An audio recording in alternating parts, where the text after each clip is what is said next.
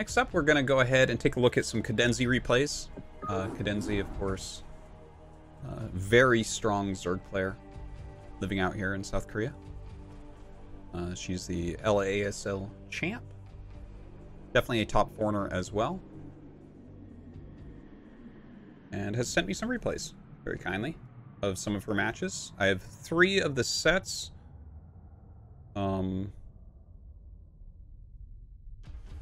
Let's take a look. Okay. So this first one is against a somewhat popular Korean streamer, but not pro gamer. So let's just take a quick look at these two. I've never actually seen this guy's stream, but that's what I'm told.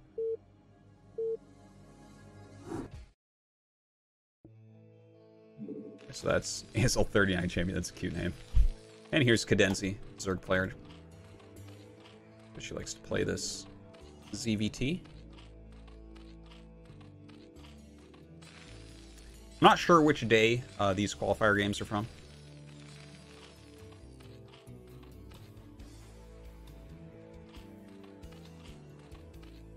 Alright, so looks like pretty standard 2-hatch, starting at 3 minutes. Good defense here from the Terran. And going for factory. So it's either the Goliath build or a 1-1-1. Can't really tell. Kind of, yeah, having the bunker up. You don't normally see that. Maybe that can throw her off a little bit. So we don't see a creep started yet. Feels like she's playing against Bio. And speed on the way. Now, she would have actually been in a lot of trouble, I think, if you just pump a Vulture out before your add-on. Because the Vulture, I mean, Lings will not kill the Vulture. It's not going to happen. You have to have speed and have, like, a lot of them. Okay, second factory. So it's going to be the Goliath build here.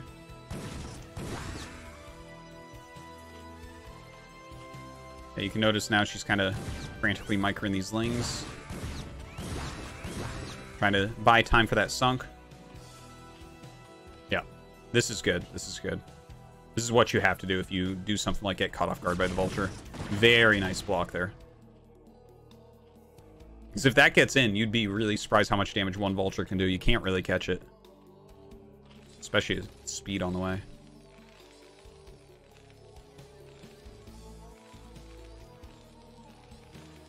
Alright, so just Goliath build and the attack upgrade. You don't see the attack as much with it. I think armor's actually a little bit better. Cadenzie just going into Mutas here, and she already has that 3rd base up.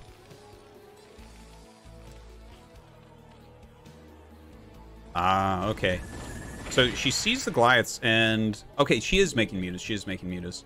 So this is kind of an interesting thing to look at, how a Zerg player plays against the Goliath build. She's getting the armor upgrade, and...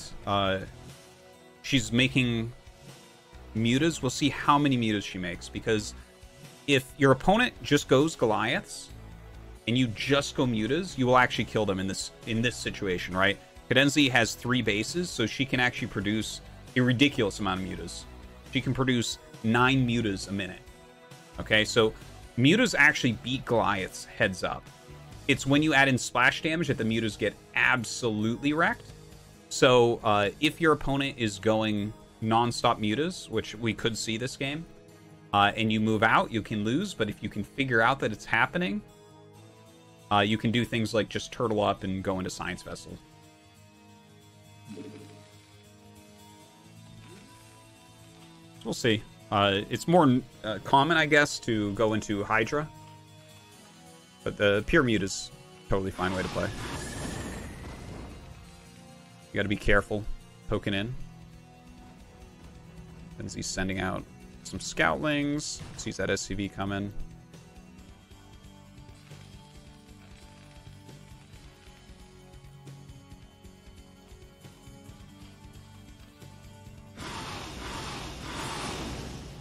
Yeah, she has quite a few now.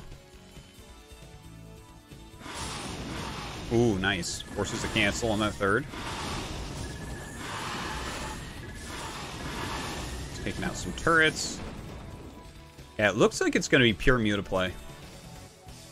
See, our opponent already lost all of his turrets.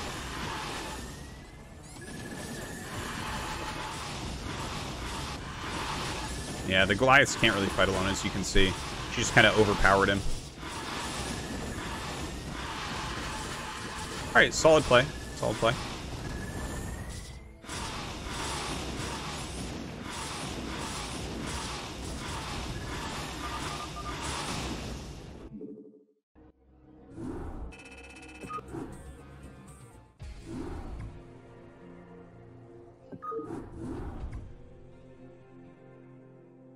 Alright, going to game 2 there.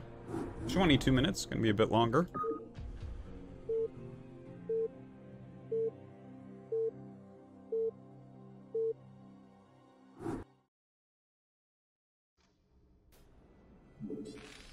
Alright, Cadenzie down here. Let's see what she is up to. If it's 2 hatch once again.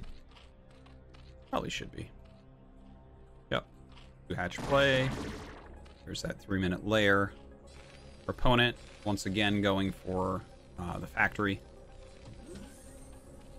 Ultra speed, armory on the way. Yeah, so that's going to be the same build out of him. Here it looks like Cadenzie's read the build earlier. We already have the Sunken on the way. Very quick third base.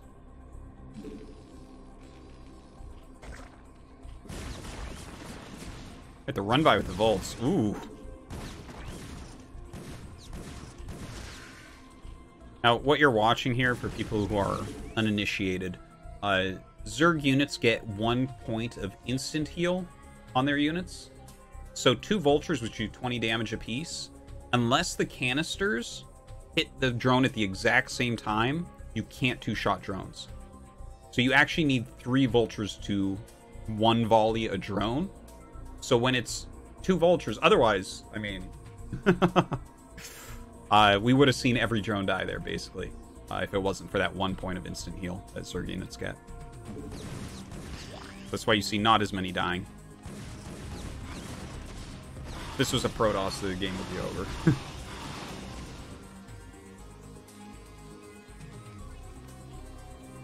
Okay, so Cadenzie going into Muta. Droning up a bit. Took some damage, of course. We'll see if she stays pure. You can see a lot of turrets being made, by the way. We'll see if she ends up staying on pure Muta again.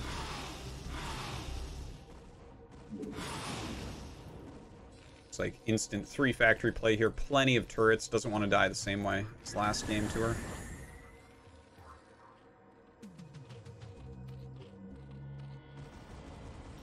Very smart to have a Sunken up here for Cadenzie. Doesn't want... if your opponent has the Speed Vulture upgrade, they should be making some Vultures now and then and just sending them out to try to get some damage.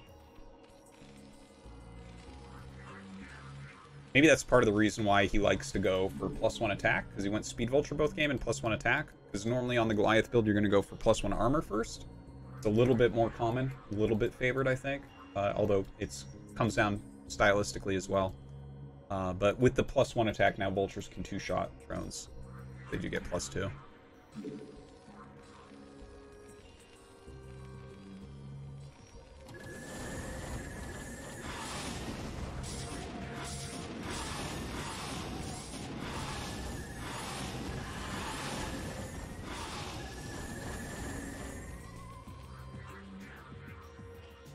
So Cadenzie is switching up her tech here.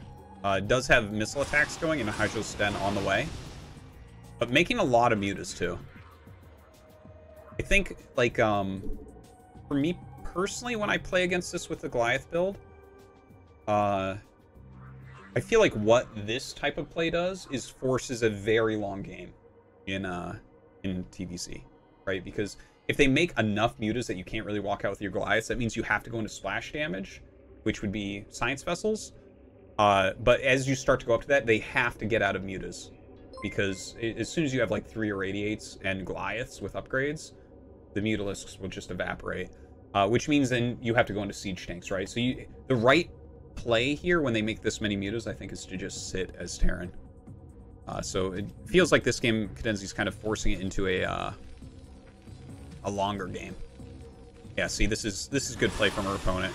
Going into the Science Vessel right away. That'll allow you to get more upgrades as well.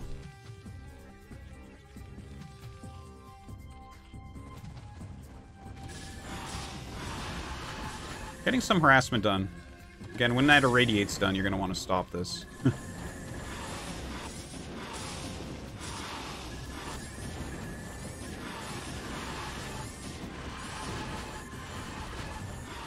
Not a big fan of that type of dive, I think, because the game is going to be longer anyways, and you notice the SCV count's still actually really high, so this guy actually made a lot of SCVs on 2 bases, but we don't see a 3rd command yet. Definitely need to see that out of this Terran. Cadenzie macroing into quite a few Hydras.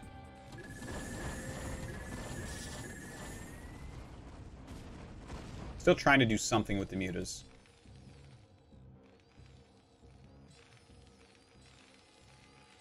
Five fact. We actually don't see an additional attack upgrade on the way. Definitely should get that going though.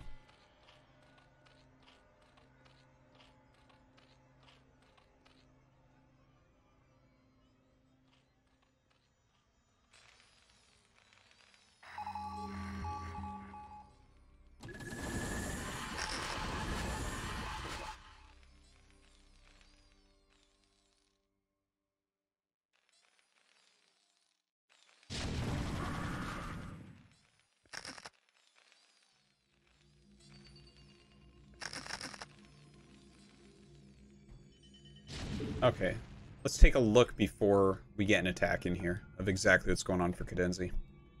Okay, so we got 5 hatch, Hydra's being pumped out, carapace upgrade on the way, +2 on the way, already has speed, already has range, faster overlord movement, so, and carapace upgrade. Okay, that's actually the 2nd carapace upgrade. I really like that. That's going to allow her to possibly switch later on. If you end up killing vessels, you can switch back into mutas later against mech, and it can be really, really good. But might be going for drops as well here.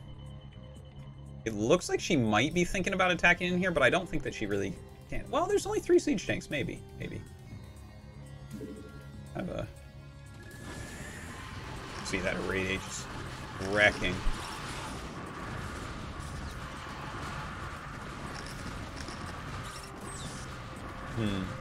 It's hard to attack into a siege position. Yeah, it seems like not the greatest attack from Cadenzie there. Her macro's still flowing pretty good. Don't forget, Hydras are 1 supply. All mech units are 2 supply. So when you see this, right, they have similar worker counts. And then the actual army supply is not that much bigger for Terran. So that means that Zerg is stronger than you think, basically, is what I'm trying to say in this situation. There's a lot more Hydras out than you might believe.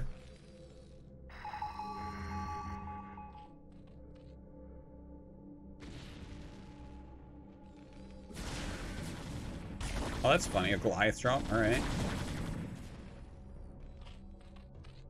Cadenzie taking this base. That's kind of funny. Okay, this is neat, right? A lot of the Goliaths died. So you prefer, okay, early on you're going Goliaths because they cover everything as Terran, but you prefer Vulture Tank. If you're playing against anything on the ground, you want to go Vulture Tank. It's just way more efficient, way stronger. Now, after a lot of those died, it looks like Cadenzie's remaking mutas here. And like I said, like you can get back into mutas. Like, if the thing is, I'm a little bit scared because there's still 2 vessels out.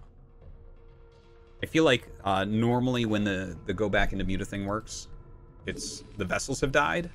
Because vessels are just, I mean, they irradiate. It's amazing against mutas. We'll see how that turns out.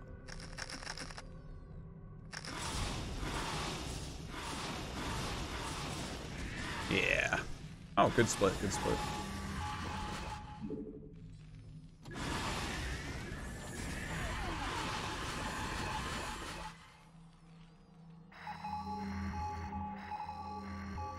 Quite a few mutas.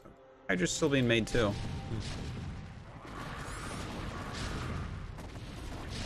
It's kind of a funny base. You can't really hope to mine very much out of that.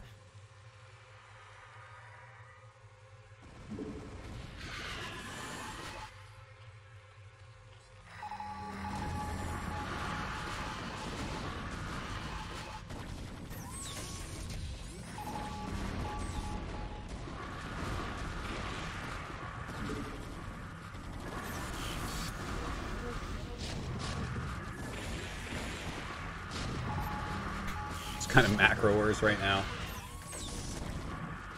Now, CadenZie is actually making a quadrillion mutas right now.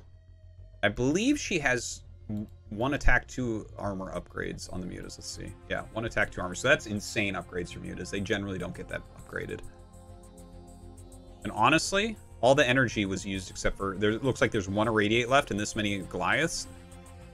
I think this is actually a pretty clutch switch back into mutas.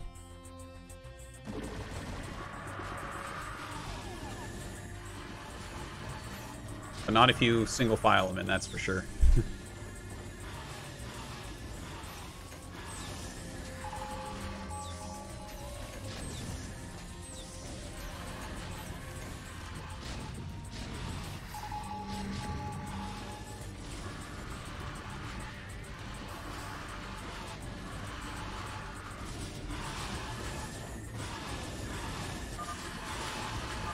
Good stuff. Yeah, she just had like the whole map there. All right. Nice little series there. Nice little win for CadenZie.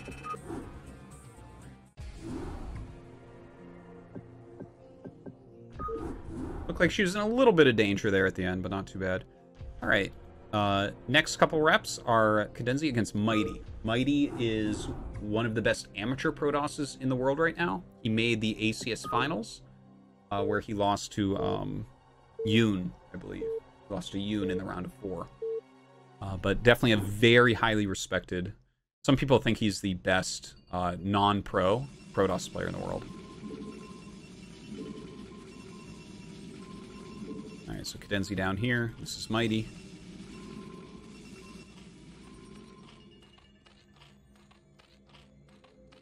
This looks like Overpool. Probe denying a little bit. Takes some that.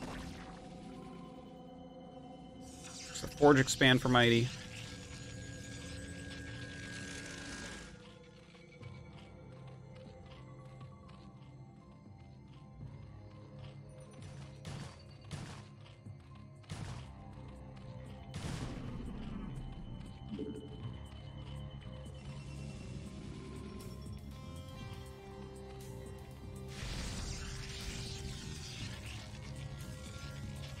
So it looks pretty standard here. The Spire into 5 Hydra. Oh, she is actually getting a Carapace upgrade, so maybe this is going to be Muta. Sometimes you'll kind of sit and not... Yeah, right? Because we don't even see the Hydralisk Den as of yet. So it looks like it's just going to be a bunch of Mutas being made with some Scourge. Alright, so there's 4 Corsairs out right now, 5th one on the way. So it seems like Mighty's pretty safe here.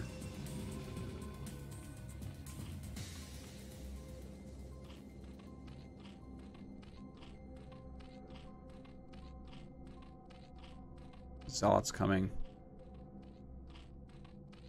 Okay, so I see exactly what's going to happen here. Basically, you have to be able to hit the Corsairs with the Scourge, and the Scourge have just popped out into the biggest clump possible. They'll literally start spreading themselves in like a second here. But the Corsairs are getting there exactly at that time.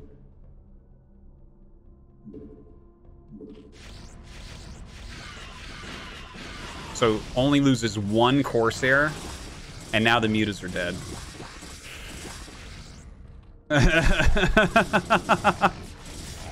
Things like this happen. That's a bit brutal, right? Because when you're rushing to the +1 Carapace, basically what you're trying to do is make a giant fleet of Scourge and a giant fleet of Mutas. And the Scourge will come in really spread out and try to hit the Corsairs or at least chase them away, and then your Mutas can do things.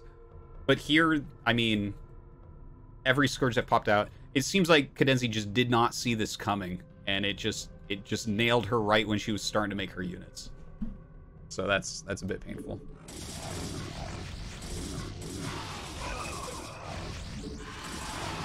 Yeah, and then the Corsairs are going to erase the Mutas, and the Zealots just kill you.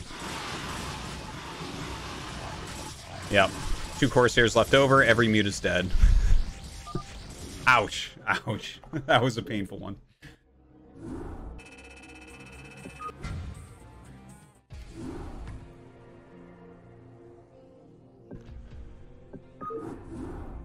All right, let's look at Mighty Game 2. A little bit longer, this one.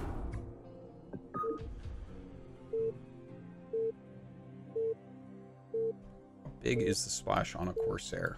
What's up, Real Apotheosis? I don't know what you mean by big. Like, do you mean damage? Do you mean, what's the radius? I don't actually know the numbers, but I know that, Muta's clumped or dead. If you spread everything out, yeah, the radius. Okay, so if you spread them well, normally what happens, like if you have a group of mutas that are reasonably spread and you start spreading them out, only like 3 mutas will be getting hit generally, if that makes sense, right? Because a muta, the thing is, I don't even know the numbers for like almost anything in StarCraft. Like when you account for Mutalisk range and what a group of them looks like spread out attacking the same Corsair, I think the Corsairs are generally going to hit 3 to 4 mutas at one time there, instead of all of them. I hope that helps. So much of StarCraft comes down to, for people that play a lot, comes down not to the numbers, but being like, yes, I know how this feels, this part. How many volleys does it take to kill this? I'm like, I don't know, but my hands will micro it correctly so that I hit the volleys and then walk away immediately. That type of thing. Okay, so here's Cadenzie. Here is Mighty. He's going Forge Expand again.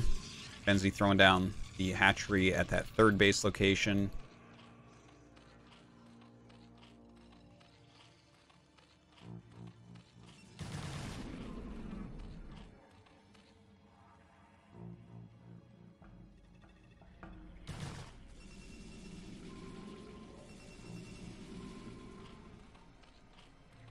Okay, so just the layer, everything looks pretty normal.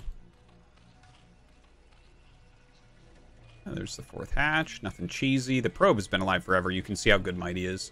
It's such an important aspect of this matchup. If you can keep the probe alive, you can't be cheesed. As long as the probe is there, it's not like you can pop out Hydras and go kill him. It's not going to happen.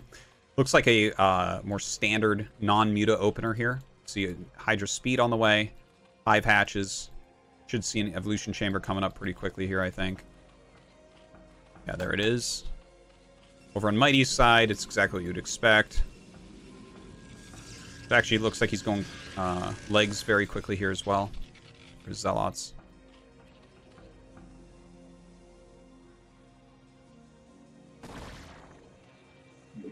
Plenty of Hydras. Can't really do anything there.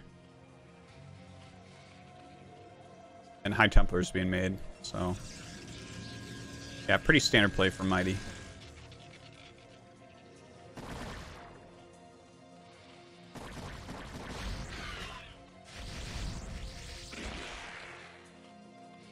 Yeah, by the way, you could see there when the 2 Scourge flew up and both connected, when they were kind of split apart and not just rallied out.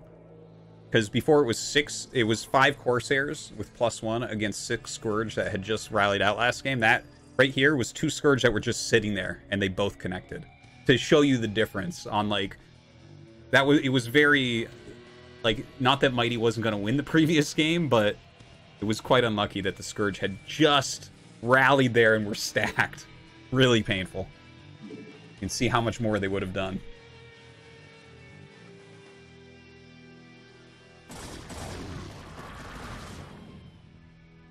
Alright, so Cadenzie has a lot of Hydras, Overlord speed.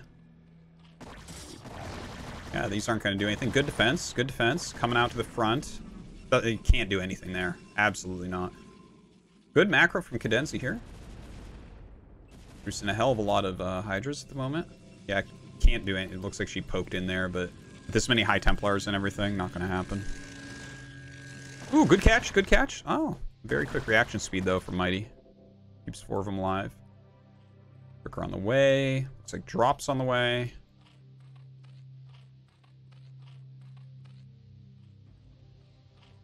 Much more solid game here. Ah, Goon range. So it looks like it's going to be a 2-base push coming out of Mighty here. Look at that, 2nd Forge. Huh, cool. Yeah, going up another gate too, 7 gate.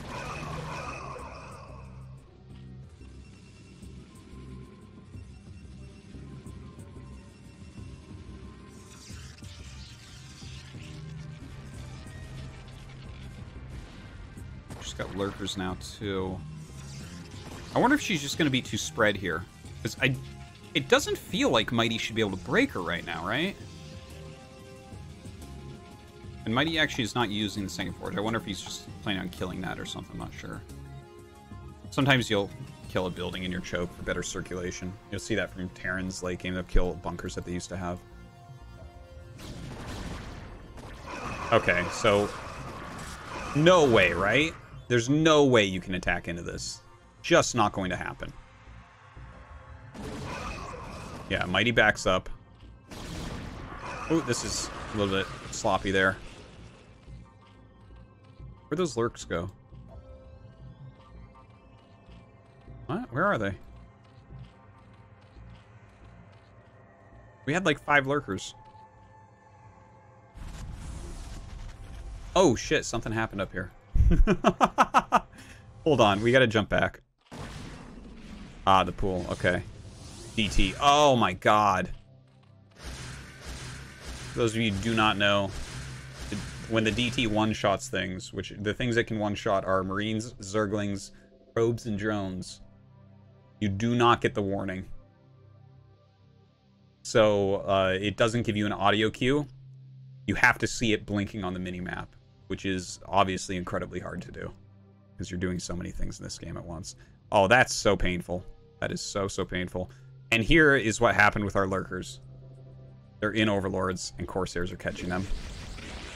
Oh my god. Everything at once going wrong for Cadenzie here. She lost almost all of her drones, and she lost all of her lurkers.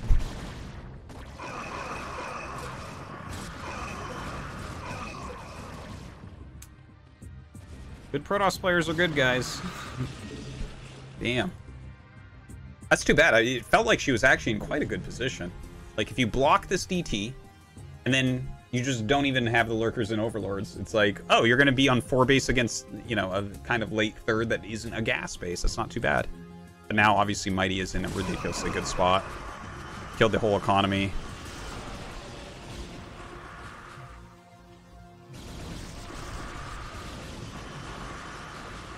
Yeah. It's too bad. Cadenzie just doesn't have the economy to refuel. Pretty solid, though.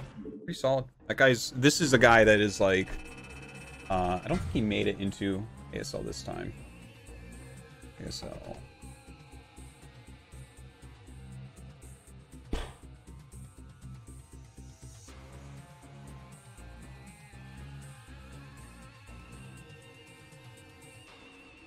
ASL 10. How do I do this? Oh, saw it there. ASL Season 10. Protoss. Okay, he didn't make it in this time, but, like, he's someone that we're going to see in ASL in the next year or so. Absolutely. Now, the next player... the last 3 plays that we have for Cadenzie here are Cadenzie against Ample. Ample is one of the best Terrans in the world. We see that he actually did not make it in this time. That is a sick lineup of Terrans still, but Ample is one of the strongest Terrans. I would say that he is a little bit below Sari level. He's right around Barracks level, in my opinion. Okay? So, like... And I think he's better than Leda, personally. Ample is a slightly more aggressive Terran player than most. Some Terrans lean towards aggression, some lean towards macro, right? Light is a macro player. Sari is like a kind of a technical player. Kind of fancy. Sharp is an aggressive player. Sock is kind of technical. Barracks? I feel like I haven't seen enough of Barracks' games. But I think he leads a little bit more aggressive. Rush leans aggressive. JYJ is kind of in the middle. Leda is technical, right? So, yeah, I would say that Ample generally leans towards aggression. Let's take a look at these games. Oops, wrong one. There we go. Yeah, Ample has been in leagues before. Like, Ample made... He was in KSL, right? Can't remember. I think he made an ASL as well. He's one of those guys that's still coming up right now. You can see he was in the ASTL. In fact, that was the winning team, right? All right, so here's Ample. Here's CadenZie. It'd be cool to see what Ample does here. Ample, like, he had this nickname. He has this nickname, rather. What is it called? Like, Wind Terran or something? Because he just, like, he'll stim and run to your base to kill you before sunks. Okay, looks like forward 8 racks. So this is a pressure build. We'll see if it's with gas or without. Normally you're going to gas around 13 with this, if you're going gas.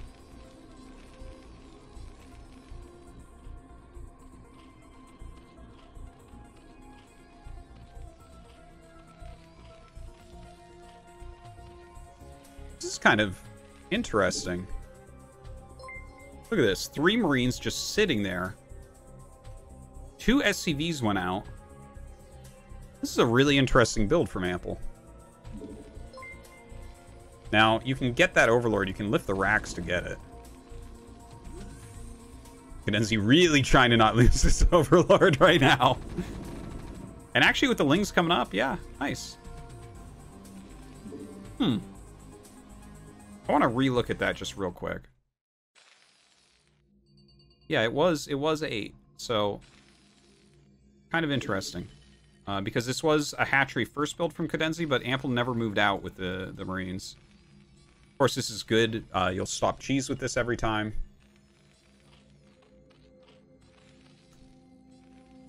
Maybe it was to catch an Overlord. I'm not sure what the plan was. I was surprised that he didn't really even try to put any pressure on.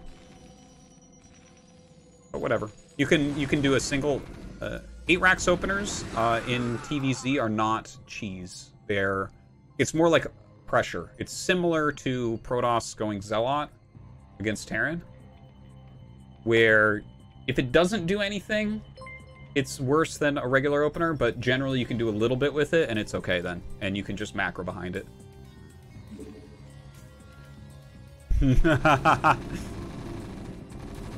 And you know, he kills some of the Lings, he clears out the Overlord. It's all right. CadenZie here just going 2 hatch. I think this is kind of her strong suit. It's a more aggressive mutiling style.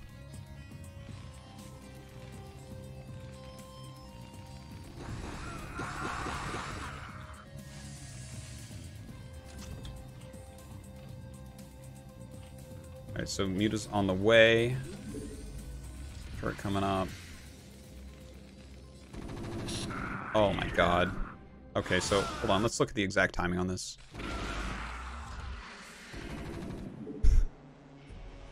Okay, hold on. We gotta nail this timing. Okay, here we go. Lings just came up and got lost, so that's definitely a bit of a mistake.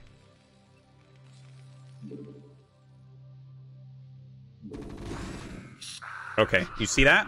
That is classic Ample. You can literally tell that it's Ample playing as soon as you see that. No one else really does this, but basically the second that CadenZie saw him, he stimmed. Generally, rush distance is kept at a very certain number in StarCraft 1, from natural to natural. It's really important because you need to be able to build static defense when someone leaves their base and have it finish before they get there, if you're quick, if you're on top of it. That's why we see Overlords sit in locations like this and this, because when you see them walk out, you can start a creep colony and you'll have the sunken as they get there, okay? That's why Ample, a lot of the times, stims, because stim ups your movement speed, so he'll get there before, and if you're there at all before, you will crush base. Now, if you look at the build that he used here against CadenZie, it was an 8 racks where he never even attacked. He focused on killing the Overlord, and then he followed this up with one of his really patented stim rushes, where he is walking across the map and then stimming the second you see him. So he eliminated the Overlord that sees him move out, and then used this type of play that he loves to use. So this was pure Ample, and you can really see this is that 8 racks that we were originally a little bit confused about was perfectly planned out. Right, and look at this. The mutas are not quite out yet. They're going to pop, but when you have like 2 or 3 mutas popping out of your eggs right at first, that can't really fight against this, right? You need to actually get a group. You need them grouped up. You need to start microing against it. It takes time. So this was, yeah, this is pro gamer right here. So yeah, getting in there. We'll see how Cadenzie deals with this. Very good drone pull from Cadenzie. Really very quick. She didn't lose any drones. That's incredibly important. And now we're going to see her micro here. This is not enough Marines to kill a hatchery, no matter what. So she should be able to clean this up. We'll just see how much she loses doing it. Okay, good micro, good micro. Very nice. Okay, one blue muta.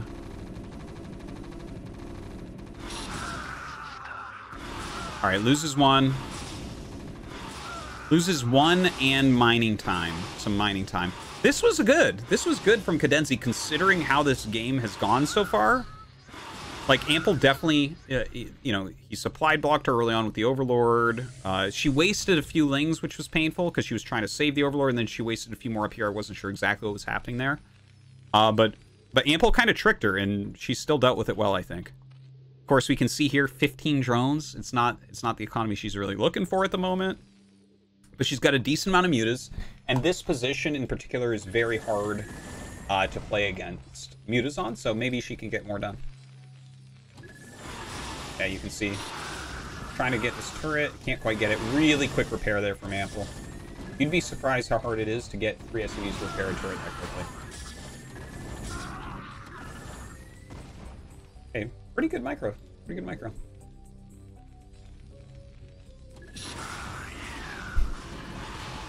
Okay, gets that turret finally, but does lose a muta. Lots of turrets at the natural, actually, more than I would expect. All right, we just saw mass scans from Ample. He's just checking to see if there's other bases taken. Really interesting to see this be one of the locations that he scans. There's trends where we're seeing Zerg sometimes take this base. I've definitely lost a few games where I'm like, how did he have that much? Because normally mineral bases are not taken as often. But yeah, again, the trends. Okay, so Ample is going for a much more technical follow-up here. Off of just 2 barracks, he's going into a factory. And you can see that reflected in how many turrets he's making. Because 2 barracks, especially in this position on Sylphid, will not hold against what Cadenzie is doing unless you make a ton of turrets. You can see this is an absurd amount of turrets here, in fact.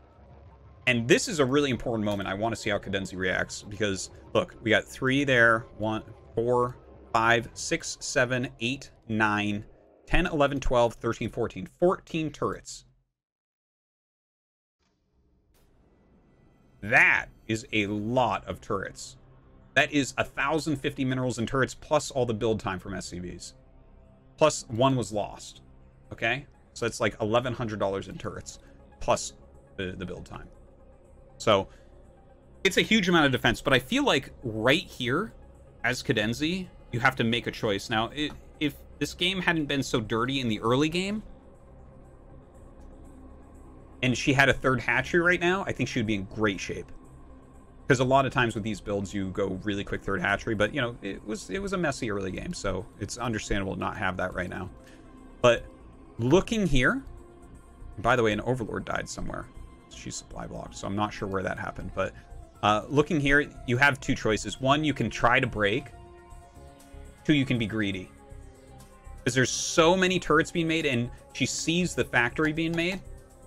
So yeah, it's going to be cool to see what she decides to do, because I think it's a kind of a stylistic choice. But since it's 2 barracks, Ample can't move out on the map. Ample can't do anything until his tech is complete. Like, maybe he's going to go to Valkyrie, maybe he's going to go to Science Vessel. It's fine. It's like, this is absolutely a way you can play as Terran. Pros sometimes do this, where it's 2 barracks into tech. But it makes it so you can't leave your base, which is, like, your group of Marine Medic will basically be too small. If Zerg really screws up, maybe you can push out a little bit, but you will never be able to refill your army, so you have to be super careful. Okay, let's see what Cadenzie does. Plus attack is on the way still, about halfway done. More and more and more mutas. We don't see a 4th, or a 3rd rather, sorry. No more drones. So it looks like she's going probably to try to break, which again, I think it's a totally fine way to play it, because it's only 2 barracks. But there's so many turrets, it makes me a bit nervous for her. Like, if I was Ample and I had this many turrets up, I would feel confident against someone trying to break me with mutas generally. Because basically what's what's happening is like they're making more mutas and trying to trade into turrets, and then it's like once you get like a Valkyrie out or something. Is there an armory on the way? Looks like it might be Science Vessel Tech for Ample that he's going for, but you're gonna outscale the mutas like instantly with an Irradiate or something. But let's see what she gets done. Kind of taking some damage there. All right, another turret taken out. You see these extra turrets are really doing a lot for him. Cadenzie's killing a lot of turrets, but losing some of the mutas. And she sees exactly what's going on to it. It's going to be Science Vessel. Kind of painful there. She does have that +1 attack. Makes quite a big difference with harassment. Alright, going to go after the natural since the Marines aren't really over there.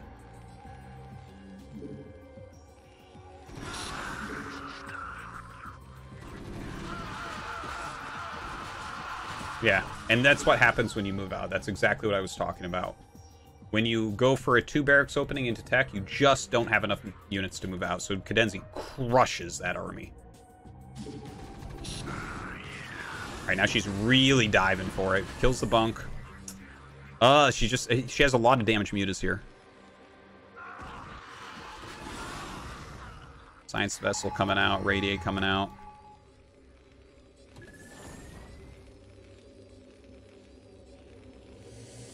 Yeah, just pure muta.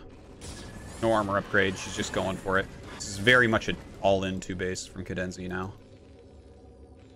The SCV count is really still healthy for Ample.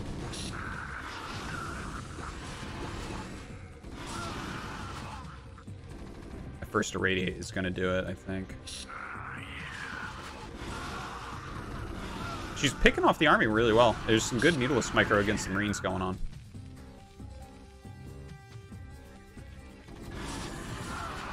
Yep, there it is. GG. Alright, that was actually a really cool game.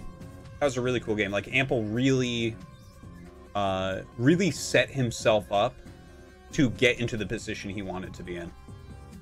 The 8 racks. I actually have some nerd chills going on right now. That was very cool by Ample. I think Cadenzie held well. She made the aggressive choice to try to kill him off, just couldn't quite do it. Couldn't break. There was just so many turrets there. Hard game. Hard game. All right, let's check out game 2. This is the last one that I have.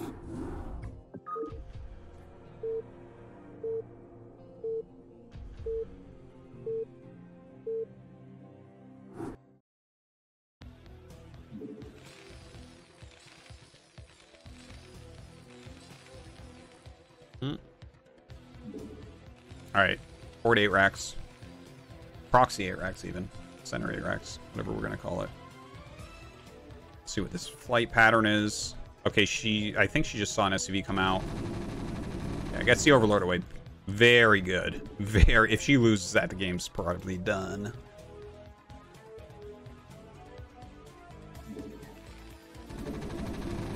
Oof. Oof. Yeah, so the single 8 racks, if they get the bunker up like that, it's really painful. I think she should have tried to send drones down immediately when she saw those. Looks like it's the tech follow-up this time. This is a good follow-up to do like a 1-1-1 behind it. You can go Vulture, you can go Wraith. Yeah, those are pretty much the two.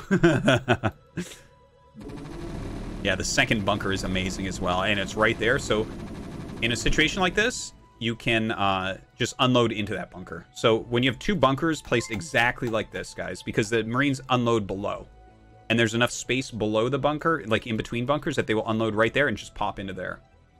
This hatch is... It's hard to imagine this hatch not dying. Okay, put some in each.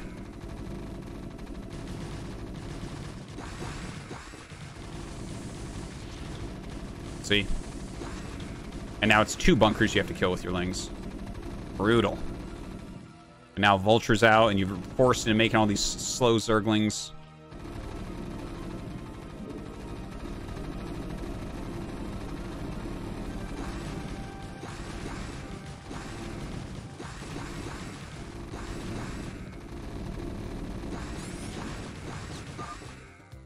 Yeah.